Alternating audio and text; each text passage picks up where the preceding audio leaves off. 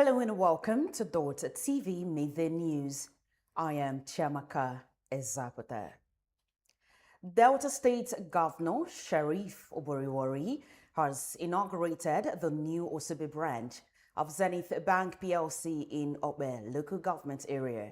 This is, as Oboriwori described the investment as a strong vote of confidence in Delta State's growing economy and investor-friendly environment. Oboriwori said the opening of Zenith Bank's 19th branch in Delta State reflects increasing investor trust in the state and reinforces his administration's commitment to creating an enabling environment for businesses to thrive. He described the project as more than the establishment of a banking facility, noting that it symbolizes confidence in Delta State's economic future. Meanwhile, the Deputy Governor of Delta State, Monday Onyeme, has assured the National Youth Service Corps of the state government's support and commitment to addressing critical challenges facing the scheme. He gave the assurance while receiving the Delta State Coordinator of the NYSC, John Kwahe, and his delegation during a visit to Government House, Asaba. Onyeme noted that every Nigerian who has passed through the NYSC scheme understands the challenges faced by corps members and the importance of creating a more conducive environment for them during their service year. He commended the NYSC for its contributions to the development of Delta State, noting that corps members play significant roles across various sectors of the economy and the communities. Still in Delta, Warri is charting a new course for economic development with the maiden edition of the Warri Blue Economy Summit. The four-day event brings together government officials, investors, maritime experts, and development partners to explore opportunities within Nigeria's maritime resources for sustainable growth and shared prosperity. Priscilla Ifanyi reports. For the first time, Warri is hosting its Blue Economic Summit, bringing in government officials, industry experts, and investors to explore how Nigerians' marine resources can drive jobs and create a sustainable economic growth. The Maiden Warri Blue Economy Summit has brought together key stakeholders to examine how Nigerians' marine resources can drive investment, create jobs, and promote sustainable development. Welcoming participant, the executive chairman of the Warri Blue Economic Development Initiative, Dame Ebiyemi Omaseye, described the summit as a call to action. She urged collaboration among government, investors, development partners, and local communities to unlock the vast potential of the blue economy. Today marks a defining moment in the economic and developmental journey of Warri Kingdom, Delta State, and indeed Nigeria. This summit is more than a gathering of stakeholders. It is a call to the action and a platform to chart a sustainable path towards prosperity through the blue economy.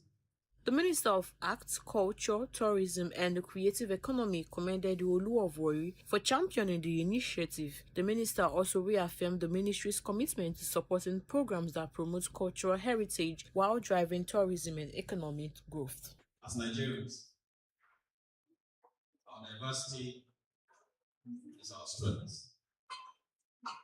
Our culture is indeed our identity, and we can see that today here.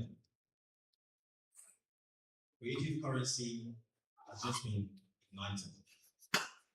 Together, let us transform these assets into prosperity for our people and hope for future generations. The blue economy is being recognized as one of the world's fastest growing economy frontiers. The encompasses maritime transport, logistics, fishery and aquaculture, offshore services, coastal infrastructure, marine tourism, renewable energy, and biotechnology, and a wide range of ocean-based industries that can drive the economic growth. Jolu of Warri and convener of the summit, Ogiame Atuwashe III, said the Niger Delta's mangrove ecosystem holds vast economic potential beyond oil, stressing the need for strategic investment and collaboration to unlock sustainable growth. With strong leadership and dedicated collaboration, we can turn this vision into a lasting legacy for the entire region. Our collective efforts can show that environmental protection and economic progress are not opposing goals, but they are partners in sustainable development. Discussions at the summit focused on opportunities in fisheries, aquaculture, marine transportation, tourism, renewable energy, shipbuilding, finance, maritime security, and mangrove restoration. Participants said these sectors hold significant potential to position Warri as a hub for sustainable investment and economic development. Some speakers, however, expressed concern over the continued underdevelopment of riverine communities. They attributed the challenge to poor management of the nation's inland waterways and called for deliberate investment, stronger policies, and improved infrastructure. Time for us, as not only Shekiri's but as the Warri Kingdom, but as Nigerians, to take advantage of what we have in this country, because God has blessed it. There are 53 commercially viable solid minerals in this country. Stakeholders say they expect the summit to deliver practical outcomes that will translate into job creation, increased investment, and long-term prosperity for Delta State coastal communities. So, in any way you look at it, Warri has everything required to be Africa's #1 blue ocean economy. Beyond the discussions here today, expectations are high that this summit will lay a thriving foundation for a blue economy in Delta State to create jobs, attract investment, and also promote the coastal communities here in Delta State. Reporting from Warri, Priscilla Ifani, Dott TV News. To security now, a suspected internet fraudster has been arrested by operatives of the Delta State Police Command following the alleged killing of his girlfriend in Ejaba community, Warri South local government area of Delta State. The incident reportedly occurred at the suspect residence with the landlord of the compound, alerting the police after hearing a loud distress call from the suspect apartment. Police officers who responded to the scene reportedly searched the apartment and discovered the victim's body. Confirming the incident, the Delta State Police Public Relations Officer, Bright Edafe, said the suspect had been arrested and remains in police custody while investigations continue. Police authorities have assured that a thorough investigation is underway to determine the circumstances surrounding the incident and ensure that justice is served. And outside Delta, Nigeria on Wednesday moved closer than ever to establishing a state police force after the Senate passed the Constitution Alteration Bill seeking to decentralize policing. The passage of the bill by the Senate marks a major breakthrough in a debate that has dominated Nigeria's security discourse for decades and comes amid worsening insecurity across several parts of the country, including terrorism, banditry, kidnapping, community violence, and organized criminal activities. The legislation, which seeks to establish state-controlled police services alongside the existing Nigeria Police Force, was approved after senators secured the constitutionally required two-thirds majority through a manual voting process adopted following technical glitches that affected the chamber's electronic voting devices. With both chambers of the National Assembly now backing the proposal, attention has shifted to state assemblies whose approval will determine whether Nigeria finally abandons its long-standing exclusive federal policing structure.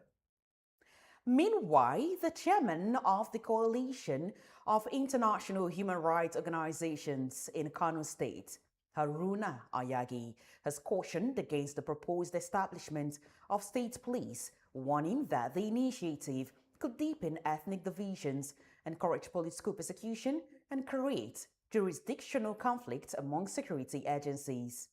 Ayagi made the remarks while reacting to the passage of the State Police Bill by the Senate on Wednesday, arguing that Nigeria has yet to overcome its existing security and ethnic challenges. According to him, decentralizing policing powers told the state at this stage could aggravate the country's fragile security situation. The human rights activist also expressed fears that governors and other political office holders could exploit state police structures to suppress, dissent, and intimidate opposition figures, particularly during election periods. The Legal Practitioners Privileges Committee, LPPC, has approved the suspension of Chief Mike Ozekome from the rank of a Senior Advocate of Nigeria. The decision was taken at its 173 General Meeting held on June 23, 2026. The committee explained that the action was taken pursuant to paragraph 26 of the guidelines for the conferment of the rank of Senior Advocate of Nigeria and all matters pertaining to the rank, pending the final determination of the disciplinary proceedings presently before the Disciplinary and Ethics Subcommittee of the LPPC and other proceedings. In a statement signed by the Chief Registrar, Supreme Court of Nigeria and Secretary, Legal Practitioners Privileges Committee, Kabir Akambi, the suspension is intended to safeguard the integrity, dignity, and prestige of the rank of Senior Advocate of Nigeria, while due consideration is given to the matters on the review. In the meantime, the Economic and Financial Crimes Commission, EFCC, says it was already investigating a Lagos-based Bureau de Change operator, Mukhtar Adamu Muhammad, and 3 companies linked to him for alleged terrorism financing before the United States government imposed sanctions on them. Top EFCC officials familiar with the investigation told newsmen that the commission had concluded significant aspects of its probe and was preparing charges when the U.S. government announced the sanctions. The development comes after the United States designated Mohammed and 3 Nigerian companies linked to him as alleged financial facilitators of activities linked to the Islamic State of Iraq and Syria. The designation formed a part of a broader action targeting 3 individuals and 6 entities accused of facilitating the movement of funds for ISIS operations across different countries. Still ahead on the midday news, 1 dead, many trapped as Rivers 5-story building crumbles. Plus foreign and sports stories coming up after this timeout. Please stay with us.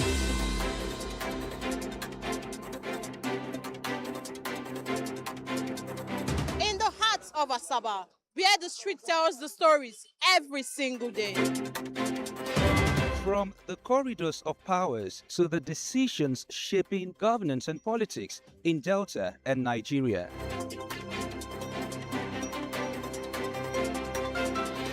From traders counting every naira to families battling rising costs and uncertain times.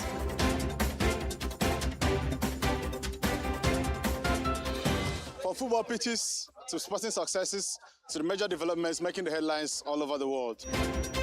And from the untold human stories, the struggles, victories, resilience, and hope of the everyday Nigerians. This is the news beyond the headlines. Dott TV News are your trusted window to stories that truly matter to the people. Here, we don't just report events, we tell the human stories behind them.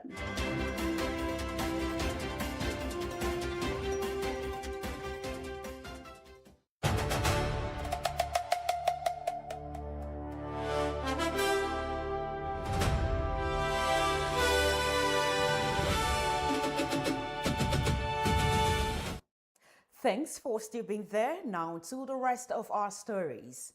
Tragedy struck on Wednesday morning when a 5-story building under construction collapsed along Odili Road in Port Harcourt, Rivers State, leaving 1 person dead and several others trapped beneath the rubble.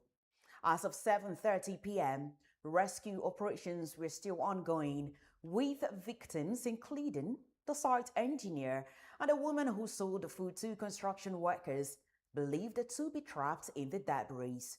Rescue workers said they could still hear the food vendor calling for help from beneath the rubble as effort intensified to reach her. The incident occurred barely 3 days after a three-story building collapsed in the Iwofe area of Obiapo local government area, although no casualties were recorded in that case. In Imo, the State Police Command has identified 6 police officers captured in a viral video, allegedly assaulting a young man in the Keduru local government area of the state, and has commenced disciplinary procedures against them. The incident, which occurred in Uzawa community on Monday, gained public attention after a video of the assault circulated on social media. While 5 officers were seen repeatedly beating the victim with what appeared to be long sticks, another officer held him down as the assault continued. Reacting to the incident, the state police public relations officer, Henry Okoye, disclosed that all the officers involved in the incident were under investigation. The federal government of Nigeria has evacuated the second batch of 8 citizens, numbering 66 people, from South Africa over xenophobic attacks. The evacuees landed at the Lagos International Airport on Wednesday night as part of the federal government's ongoing evacuation exercise, approved by President Bola Tinubu following the latest xenophobic violence in South Africa. Recall that on June 11, the first batch of 258 evacuees arrived in the country aboard a chartered Air Peace flight. Head of Nigerians in Diaspora Commission, NIDCAM in Lagos, Dipo Onabowale, said the latest evacuation was facilitated by Kunle Tsunami, Chairman and Chief Executive Officer of ValueJet, with officials of the Nigerian High Commission in South Africa accompanying the returnees. Let's now join Emeka Okonkwo for news on the international scene. We begin in Venezuela, where a powerful magnitude 7.5 earthquake on Wednesday struck the country, becoming the strongest recorded in more than a century. According to the United States Geological Survey, the quake is the largest to hit Venezuela or its offshore region since the devastating 1900 San Narciso earthquake, which measured 7.7 in magnitude and left dozens dead and injured. Venezuela acting President Delcy Rodriguez said at least 32 people have been killed, with at least 700 with the toll expected to rise. Emergency workers were deployed across affected areas, including the capital, Caracas, where rescue teams searched through collapsed structures for survivors. It's a similar story coming from Japan as we hear a powerful magnitude 7.2 earthquake struck the northeastern part of the country, injuring 4 people. Although no tsunami warning was issued, the earthquake occurred at 7:30 a.m. local time on June 25 in the Pacific Ocean off the coast of Iwate Prefecture. According to the Japan Meteorological Agency, the tremor reached an intensity of upper 6 on Japan's Shindo seismic scale in the town of Hashikami and lower 6 in the city of Hashinohe. Local emergency services reported that 4 people sustained minor injuries and were taken to the hospital. Elsewhere, a heatwave gripping Western Europe has led to a series of unprecedented temperature highs, with France experiencing its hottest day ever, the UK seeing record heat for June, and Spain reaching its highest daily average since 1950. Tens of millions of people are grappling with punishing temperatures, which hit almost 41 centigrade in Paris and have led to red alerts across swaths of the continent. France's national temperature indicator, an average of day and night temperature across dozens of locations, hit 30 centigrade on Wednesday, the hottest day since records began in 1947. More than half the country remains under a red heat alert, with tens of thousands of homes in the west without power. And finally, the price of oil has fallen to levels not seen since before the Iran war as traffic through the key Strait of Hormuz shipping route gradually resumes.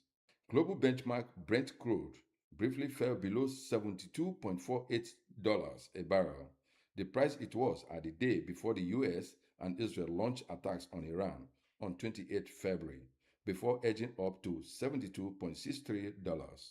Energy prices have been on a wild ride since Iran responded to the strikes by effectively closing the strait, a critical waterway for oil and gas shipments.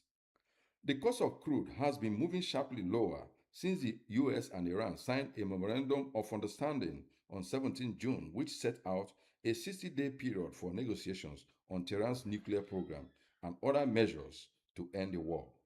I am Emeka Okonkwo, Dott TV News. For sports stories, here is Anthony Uche.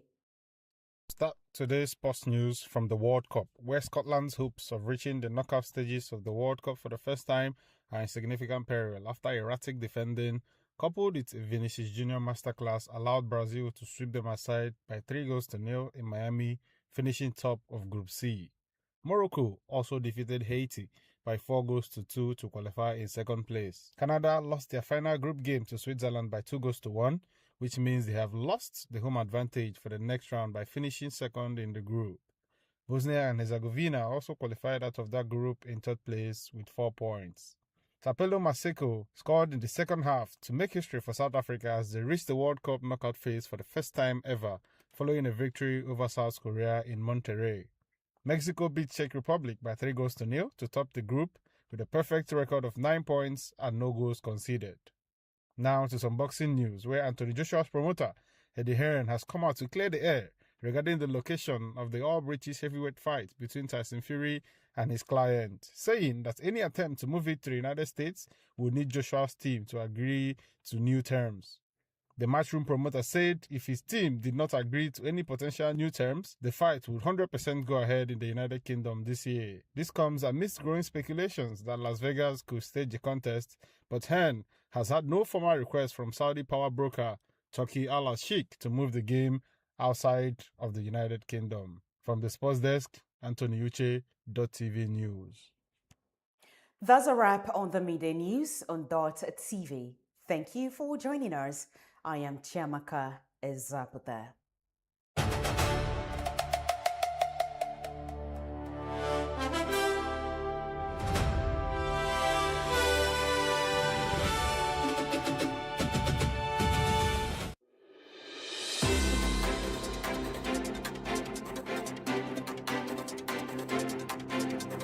In the heart of Asaba, where the street tells the stories every single day.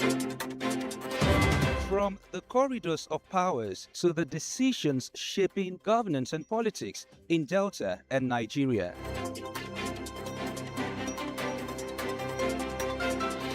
From traders counting every naira to families battling rising costs and uncertain times.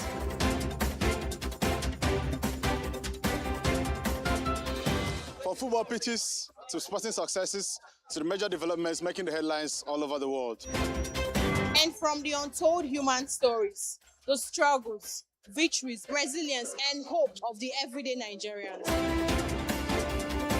This is the news beyond the headlines. Dott TV News are your trusted window to stories that truly matter to the people.